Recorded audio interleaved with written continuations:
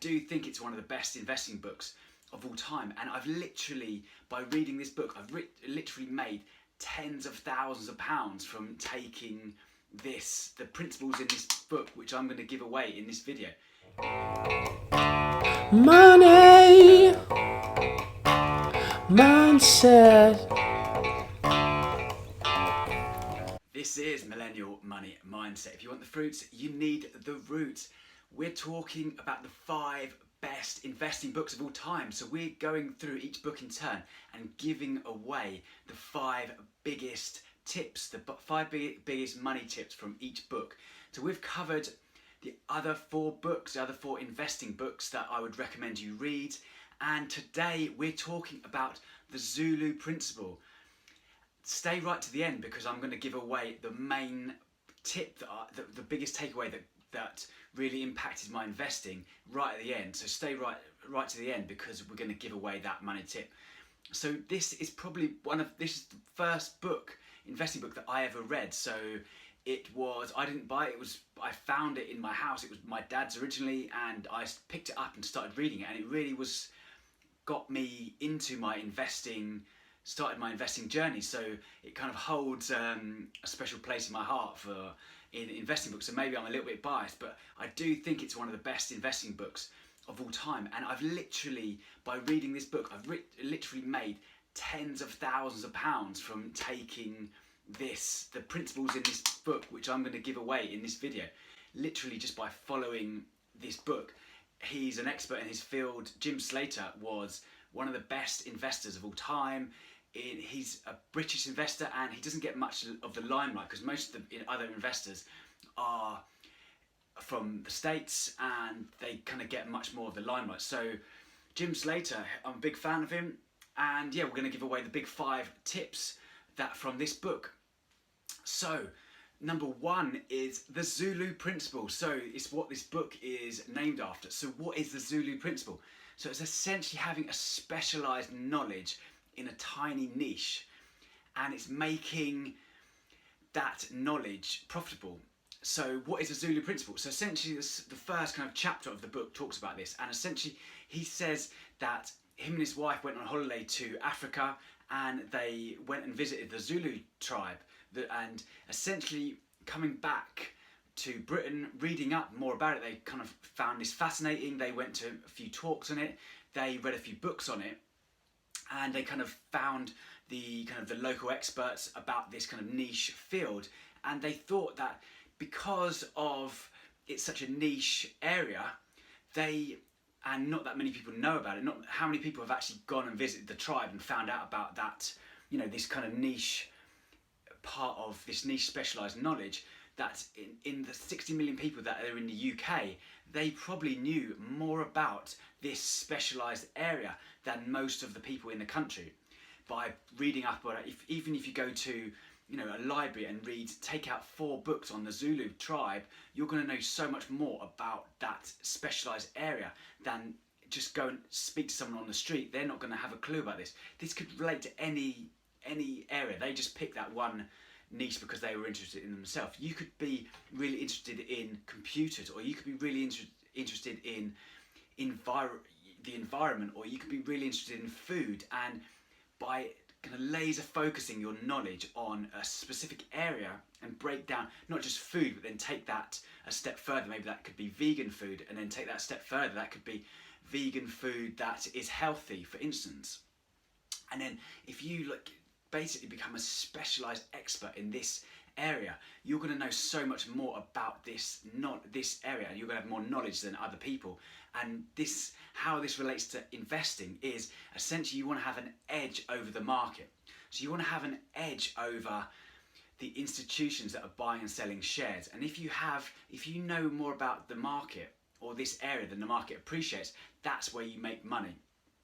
And so it's essentially knowing more about this area than the market. So if you think about the market, I was a trader for a FTSE 100 company, and these people working, they're just doing a day job. They're just ticking boxes, and they don't necessarily have a passion, or they don't necessarily have that much. You can have this is how you have an edge over the market.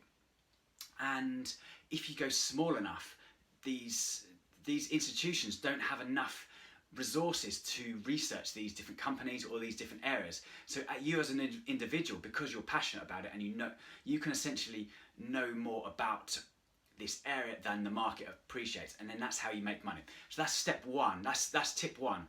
So tip two is elephants don't gallop. That may sound bizarre, and perhaps it is, but essentially one of the things I love about this book is he uses analogies, and he uses kind of word pictures that you can imagine it in your head. And so he talks about elephants not galloping. And so what are elephants? So elephants are big lumbering companies which are going to be really, really slow. So think of the FTSE 100. So what is the FTSE 100? So FTSE 100 is the 100 biggest shares, or the 100 biggest companies in the UK which have shares. So these are kind of the mammoth companies that are, you would recognise them if you go down the high street. Most of these kind of Tesco's, or you would have, I don't know, BP would be in a FTSE 100 company. You'd fill up your car with petrol, and that's BP. You would have another FTSE 100 company, might be the medicine you have, that might be GSK. So if you go and have take medicine like for a cold or whatever, that medicine is going to be most likely going to be, you know, GSK own that.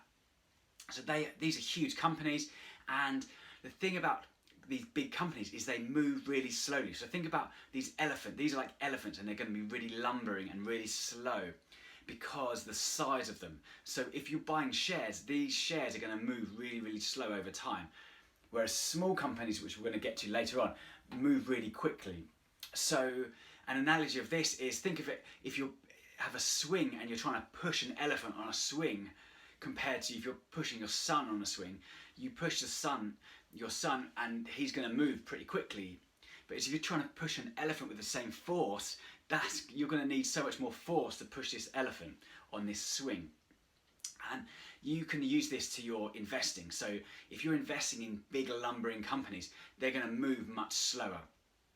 So, and this is how you're going to make, this is how essentially this is based on evidence-based research as well. So there was a Nobel Prize winner who basically worked this out. It was a guy called Farmer, these two people called Farmer and French, and they worked out that small companies move much quicker in the market, as in they go up much quicker. So that's number two, so elephants don't gallop. So number three is arbitrage of ignorance. So what is arbitrage of ignorance? It took me years to understand and get this concept until I was like, it makes so much sense. So if you're going to boil investing down to the single principle or a single sentence, this is it.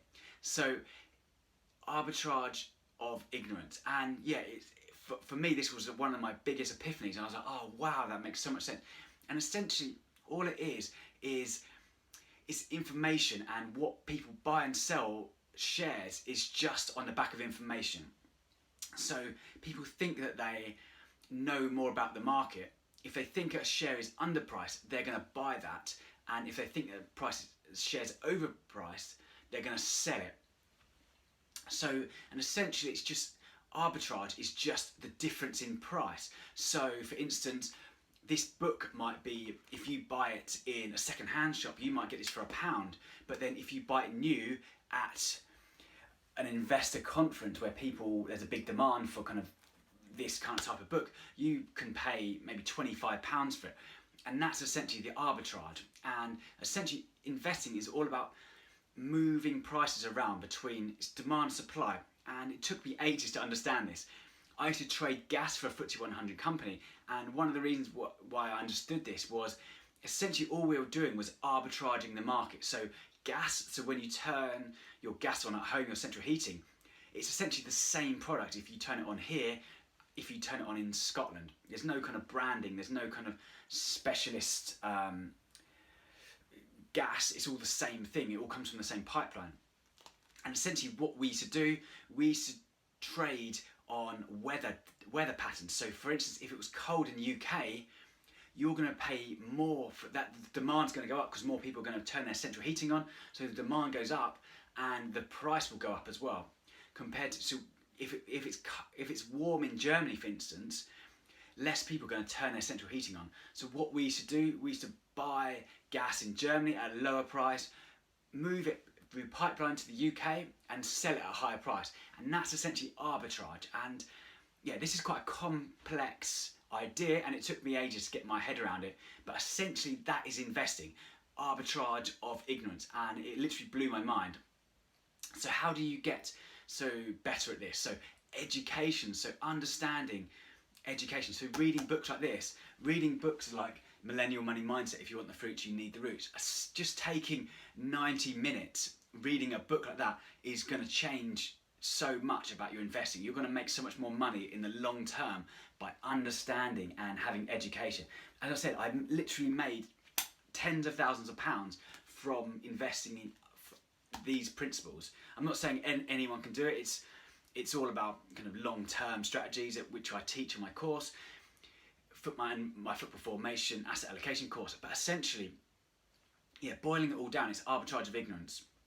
And yeah, so understanding through education, understanding investing principles, and yeah, understanding getting information. So coming back to trading, insider trading is illegal, where you have a kind of an insider knowledge.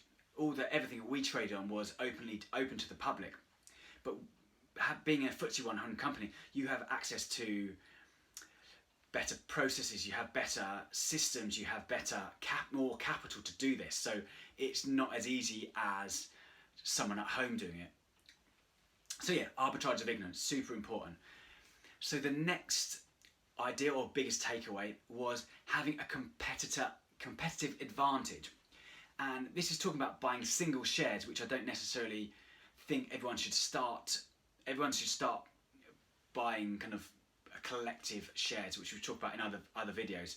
So do your own research. As a warning, don't buy individual shares. But so what is competitive advantage? So it's having companies that have a kind of almost advantage over the rest of the market. And so how do they have this advantage? So this might be having patents or copyrights.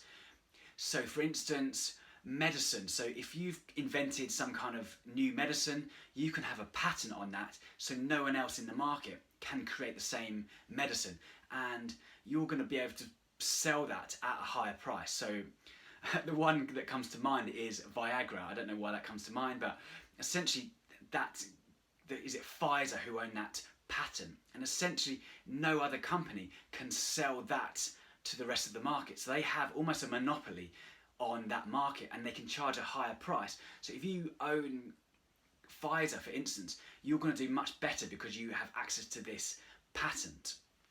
So another example might be Coca-Cola. So Coca-Cola has the brand. They've spent literally billions of pounds on branding Coca-Cola, and they have a kind of a special secret formula as well that they kind of keep locked away in a vault, and it kind of creates kind of mystery, etc. But if you're starting a business, there's no way you're going to start a cola company, because that's already a competitive market. You've got Pepsi in there already. So Coca-Cola has the brand that they've spent billions of pounds on, and that's a competitive advantage. And if you're going to a bar or restaurant with your own cola, Neil Doy's cola, there's no way that bar or restaurant is going to start selling Neil Doy's cola if you're already selling Coca-Cola, who are spending billions of pounds on their marketing. So that's a competitive advantage. So looking for companies with competitive advantages. So yeah, new entries as well so having a new kind of innovative product. So think of Bitcoin. That's a product, although it's based on technology. That technology is a product, and that's new to the market, and that's why it's done so well. So it's looking for these kind of areas where you're going to almost beat the market. So, or a final example is something really boring as well. So it's not always exciting, like companies like Viagra or Coke or Bitcoin. It can be super boring companies as well. So if you own a quarry, which is making stones, digging stones up, that's super boring. But you might have a contract with the UK government locked in for 20 years. So no other company is going to be able to compete with you, or there might be planning regulations. So you might be out just near an area of natural beauty, and there's no way a company is going to be able to get the rights to build a massive quarry or mine in this area of natural beauty. So you've almost got a competitive advantage. You're looking for almost these legal monopolies. So having a monopoly is obviously illegal, but if you have these advantages, that's gonna where you have the competitive advantage, and this is where you're going to be making money with your shares. As I said at the start, don't buy individual shares, buy a collective of shares. But it's just to illustrate this point. So tip 5, and this is the one that is my favourite, which I mentioned at the start. So it's Flea Jump, and that sounds bizarre. And we're coming back to these. In this book, he uses analogies which you kind of picture in your mind. So if a flea was the size of a human, it would be able to jump over the Tower Bridge. So it can jump 200 times the size of their body weight or the body height. So fleas jump. And what does this mean for you if you're an investor? So small companies grow much faster than big lumbering elephants, like we talked about before. So just coming back to that swing analogy. So if you're pushing an elephant and then you have a small little flea, the same force or the same money you're going to put into each. So you're pushing this elephant, it's not going to go very far. But if you push this flea, it's almost nothing, and it can jump really quickly. So think about that, like if you're putting money into a company, you're putting the same force or energy into this company. By pushing an elephant, it's not going to get very far. But if you push a small flea, or we use the example of you push your son, it's going to go pretty quickly. And that's the same with companies. So small growing companies grow really quickly. So just think about it. It's coming back to the laws of motion. So the laws of motion we talked about in other videos. So inertia, momentum, and every action is equal and opposite reaction. So smaller companies grow much quicker. And I've invested in smaller companies over 20 years of my investing career. They've done so much better than just the stock market. I'm not, past performance is an indicator of future performance, but if you look at the evidence and look at kind of the history of how companies perform or how different sectors, it's more important investing in sectors than individual companies. These companies will outperform big lumbering companies. So that's a summary. We're giving away the 5 big tips of the Zulu Principle. So let's go through them again. So 1 is the Zulu Principle, essentially having a specialised knowledge, having an edge over the market. So number 2 is elephants don't gallop. And we talked about the analogy of an elephant. If you're going to push an elephant, it's going to take much more force than a smaller flea, or if you're pushing a child, then it's much harder to push an elephant on a swing. So number 3 is arbitrage of ignorance. So it's having information and having knowledge and experience as well. So arbitrage of ignorance is actually having, essentially what investing is about. So essentially about seeing something that the market doesn't appreciate. So seeing a price that you're thinking, that's underpriced, and then you can move it to an area of higher price. Either that's, we talk about the commodity, the gas that you can move by pipeline, or it's buying a company for cheap and selling it at a higher price. So 4 is competitive advantage. So having an advantage over the market. This maybe have these kind of legal monopolies we talked about, having patents or having access to quarries or having planning permission, or having being new and having that being first in the market, or having these exciting kind of new industries like Bitcoin or cryptocurrency or blockchain technology, I should say. And then 5 is fleas jump. So number 5 is fleas jump. So small growing companies move much quicker than big lumbering companies. But we should say that it's much more likely that an individual company is going to go bust. This is why it comes back to what we were saying earlier. Buy a collective, you can buy 100 of these shares, and it's much more likely that, even if 5 or 6 of these shares are successful, then maybe 10 of these companies go bust, but because these grow so quickly, you're going to get much more better advantages by having many companies rather than just one. You can reduce your risk by 60% by having a collective of investments rather than just one share. So yeah, that's the Zulu Principle, and this is by Jim Slater. So check it out. Which was your favourite? Write in the comments below. Any that you agree with, any that you disagree with. Yeah, please let me know. Please like, please subscribe, and please tell a friend about Millennial Money Mindset. My name is Neil Doig. I am the author of the book Millennial Money Mindset. If you want the fruits, you need the roots. The creator of the card game Football Formation Asset Allocation. Thanks so much for joining us. See you soon. Money mindset.